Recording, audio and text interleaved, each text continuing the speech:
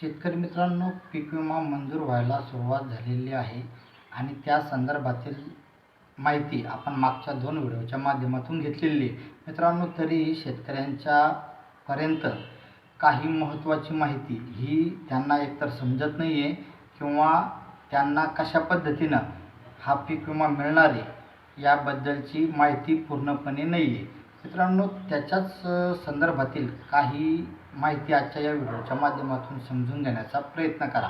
मित्रांनो, पीक विमा मंजूर होत असताना कोणत्या कोणत्या जिल्ह्यामध्ये पीक विमा मंजूर होत आहे, झालेला आहे आणि कोणते जिल्हे याच्यामध्ये बाकी आहेत हे आपण मागच्या व्हिडिओच्या माध्यमातून देखील बघितलेलं होतं. मित्रांनो, बऱ्याचशा शेतकऱ्यांच्या कमेंट येत आहेत की आम्हाला धाराशिव जिल्ह्याचा किती पीक विमा मंजूर झाला ते सांगा.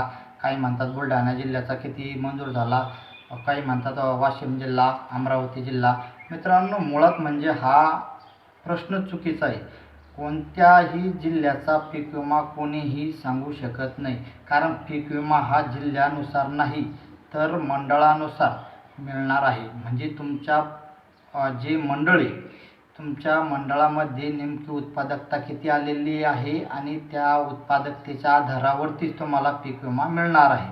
मित्रांनो, जिल्ह्याचा विचार केला तर एका जिल्ह्यामध्ये अनेक मंडळं असू शकतात, म्हणजे खूप सारी मंडळे असतात आणि त्याच्यामुळं जिल्ह्यामध्ये पीक विमा किती मिळाला या प्रश्नाला कुठेही अर्थ उरत नाही. मित्रांनो, त्याच्यामुळं आपण आपली स्वतःची पॉलिसी चेक करा. त्याच्यासाठी तुम्हाला मी मागच्या व्हिडिओच्या माध्यमातून देखील सांगितलेलं होतं.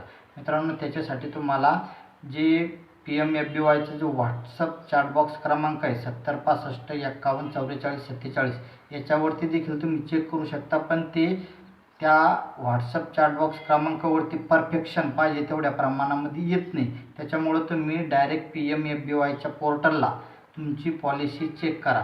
ती कशी करायची परत एकदा सांगतो. मित्रांनो, PMFBYचं जे पोर्टल आहे ते तुमच्या ब्राउझरवरती गुगलवरती तुम्ही ओपन करा. त्याच्यानंतर तो ओपन केल्याच्यानंतर तुम्हाला तिथं फार्मर कॉर्नर असा ऑप्शन दिसेल.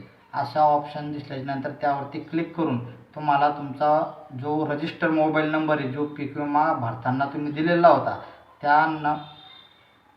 तो नंबर टाका. तो नंबर टाकल्याच्यानंतर तिथं कॅप्चा कोड येईल. तो कॅप्चा कोड टाका, OTP टाका आणि लॉग इन करा. लॉग इन केल्याच्यानंतर तुम्हाला तिथं खाली खरीप 2025 सिलेक्ट करायचं आहे वर्ष आणि ते सिलेक्ट केल्याच्यानंतर खाली तुम्हाला तिथंच व्ह्यू असा ऑप्शन दिसेल. त्या व्ह्यू ऑप्शनवरती क्लिक केल्याच्यानंतर तुमची पॉलिसी मंजूर झाली आहे का ते तुम्हाला तिथं दिसेल. झाली असेल तर तुम्हाला तिथं रक्कमसुद्धा दिसेल.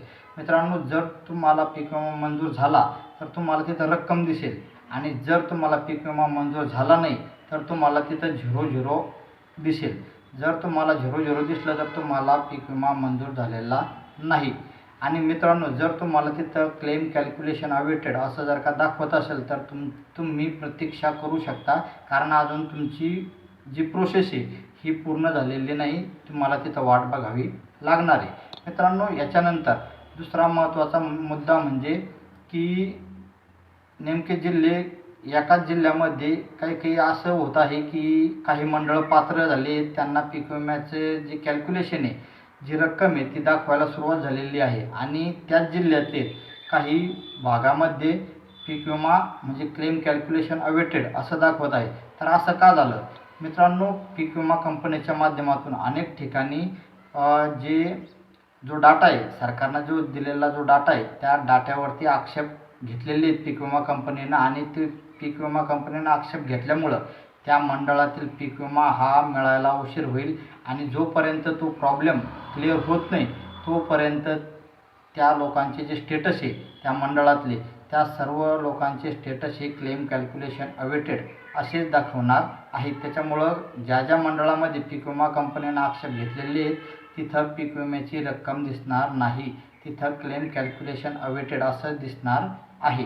मित्रांनो, नेमकं कसं चेक करायचं हे आज देखील परत एकदा सांगतो. मित्रांनो, कुठल्याही जिल्ह्यानुसार पीक विमा हा वाटप केला जाणार नाही. मित्रांनो, जी मंडळ आहे त्या मंडळातील सर्व शेतकऱ्यांना सारखाच पीक विमा मिळणार आहे आणि मंडळानुसार पीक विमा वाटप होणार आहे.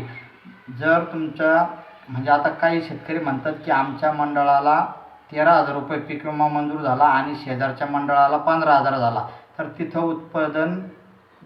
उत्पादन होतं ते त्याच्यामध्ये दाखवलेले असल्यामुळं तुमच्या शेजारच्या मंडळामध्ये देखील पीक विम्याच्या रकमेमध्ये फरक हा पडू शकतो. त्याच्यामुळं कुठलाही विचार न करता जी लोक खरी माहिती देतात त्यांचं ऐका आणि त्या पद्धतीनं तुम्ही चेक करा, कारण स्वतःचा पीक विमा स्वतः चेक केल्याशिवाय समजणार नाही. चला मित्रांनो, धन्यवाद.